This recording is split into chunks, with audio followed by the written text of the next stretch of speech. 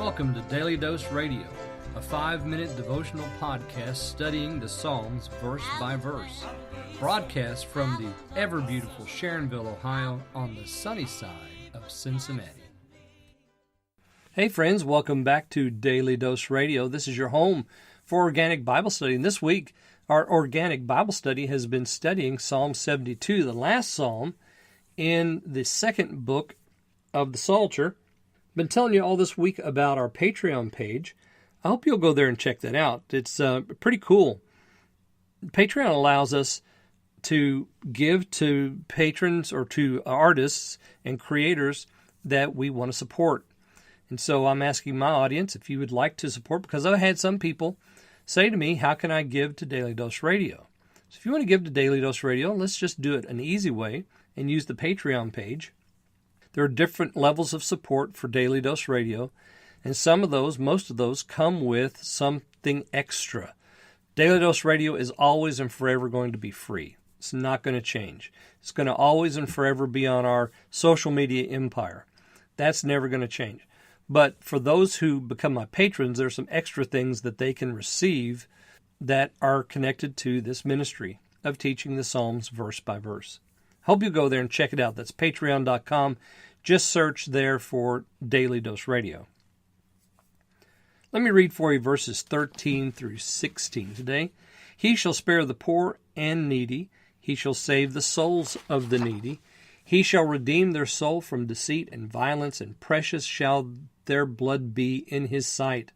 He shall live, and to him shall be given of the gold of Sheba. Prayer also shall be made for him continually, and daily shall he be praised.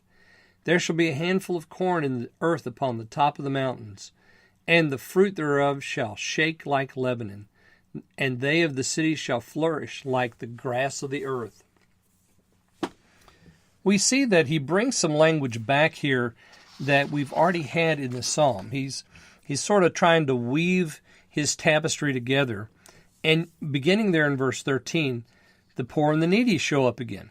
Now we've had the poor and the needy there in verse 4, the poor of the people, the children of the needy.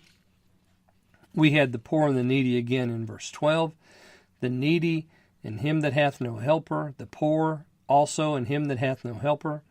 We have it here in 13, the poor and needy. He shall save the souls of the needy. So again, we know who this is. This is Messiah. This is what he does. The poor man cried, and the Lord heard him and delivered him out of all his troubles. So here the poor and the needy show up again.